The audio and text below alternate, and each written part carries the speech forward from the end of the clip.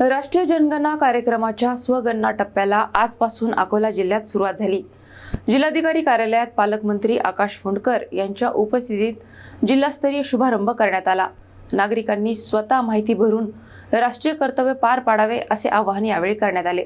अकोला जिल्ह्यात राष्ट्रीय जनगणना कार्यक्रमाचा जिल्हास्तरीय शुभारंभ उत्साहात पार पडला। जिल्हाधिकारी कार्यालयात आयोजित कार्यक्रमात राज्याचे कामगार मंत्री तथा जिल्ह्याचे पालकमंत्री ॲडव्होकेट आकाश फोंडकर यांनी नागरिकांना स्वगणना करून अचूक माहिती देण्याचे आवाहन केले। पालकमंत्र्यांनी सांगितले की नागरिकांनी दिलेल्या माहितीच्या आधारे पुढील 10 वर्षांसाठी शाळा, दवाखाने, रस्ते, पाणी पुरवठा योजना, रेशन व्यवस्था आणि विविध विकास कामांचे नियोजन केले जाणार आहे। त्यामुळे प्रत्येक नागरिकाने जनगणना प्रक्रियेत सक्रिय सहभाग नोंदवणे आवश्यक आहे। राष्ट्रीय जनगणना कार्यक्रमातील स्वगणना टप्पा आजपासून 15 मे पर्यंत चालणार आहे।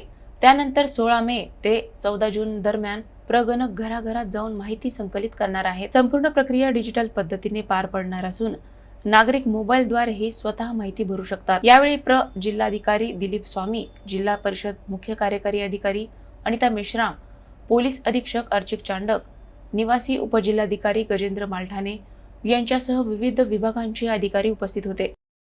पुढचे 10 वर्ष आपल्या गावाला किती रेशन मिळणार आहे, आपल्या तालुक्यात किती शाळा, महाविद्यालय यांचं निर्माण होणार आहे, दवाखाने आपल्याला कुठे बांधायचे आहेत, रस्ते, नळ पाणी योजना, पंतप्रधान आवास योजना, उज्ज्वला गॅस, किसान सन्मान निधी या सर्व योजना तुमच्या आमच्या नोंदीवर ठरत असतात।